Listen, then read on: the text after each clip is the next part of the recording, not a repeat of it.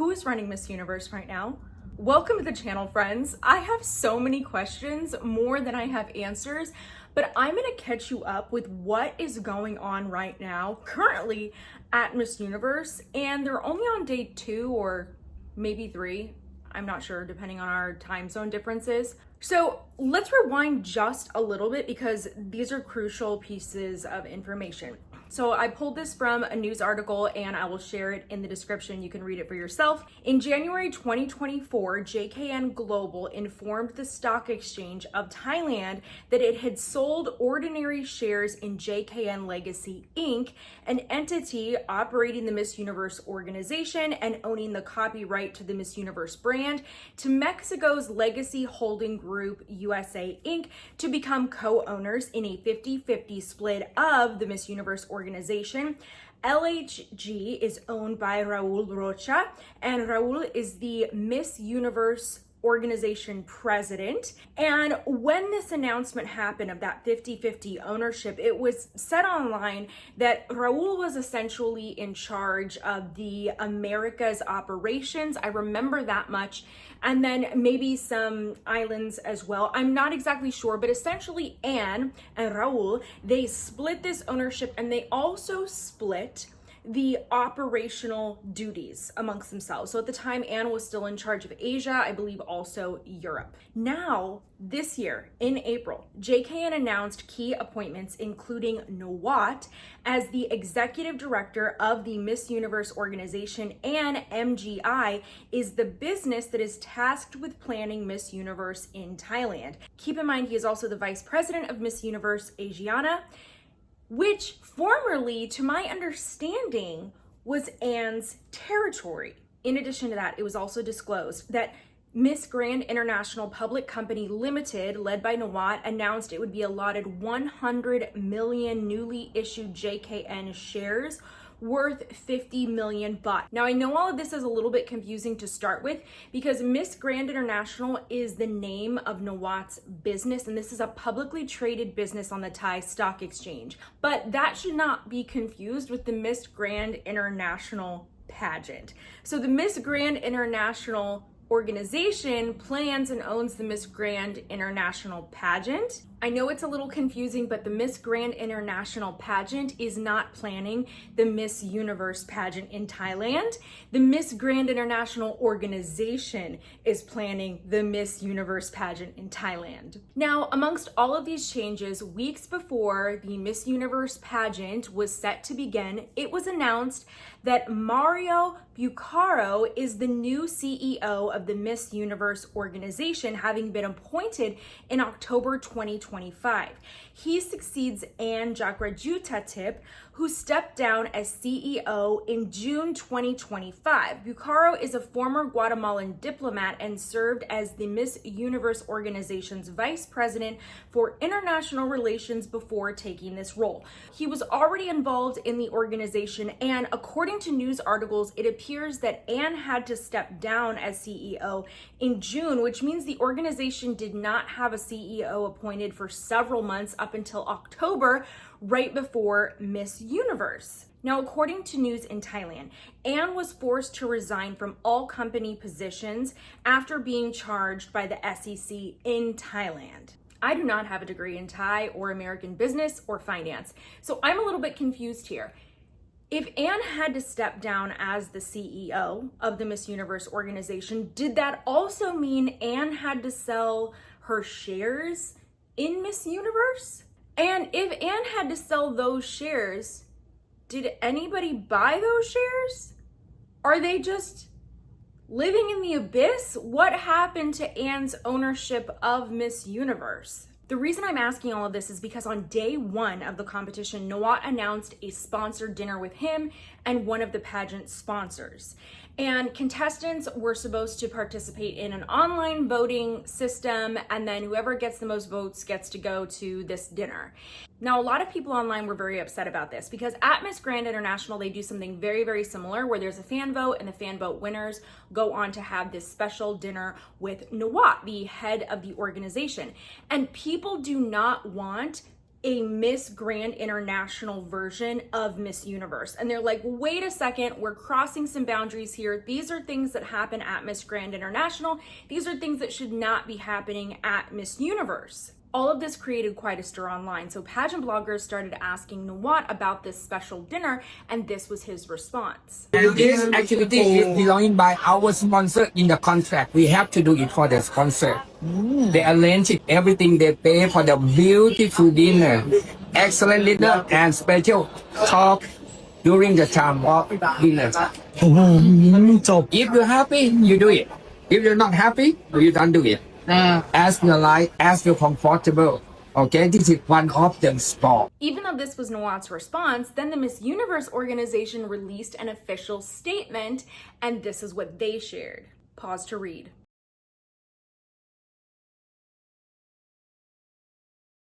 Essentially, Miss Universe is saying that this dinner was not coordinated or approved by the Miss Universe organization. Then, in response to this, pause to read again, this is the statement that Nawat released online.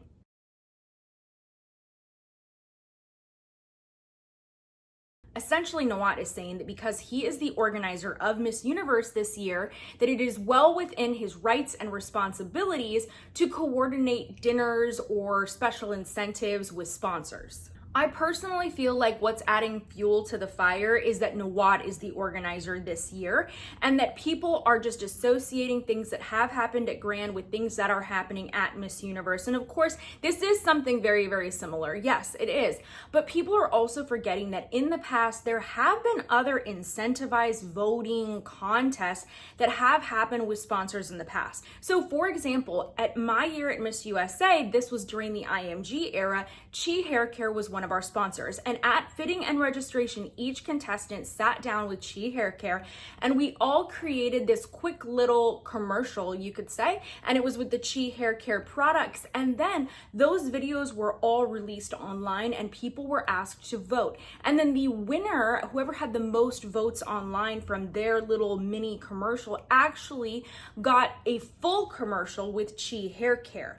I would say the distinction between that and this is that the winner of that contest shot that commercial after the Miss Universe pageant, where this is a situation where there's an online voting process and specific contestants will be acknowledged and be a part of this dinner during the Miss Universe competition. And people think that that could obviously sway a judge's opinion or maybe sway fan votes. Although MUO said that this is not an approved dinner, Nawat is still going forward with this dinner with the sponsor, saying, hey, I have this agreement with the sponsor and we're pushing forward. So Nawat's out here releasing these voting results day by day of who's in that top 10, who's potentially going to go to this dinner. Nawat regularly goes on Instagram Live as well to answer questions for people, and he had some statements about the Miss Universe organization leadership currently. เขาไม่รู้จักวิธีทำนางงาม ทำไมเพจใหญ่ไม่โพสต์เลย ตอบไหม ตอบละกันนะ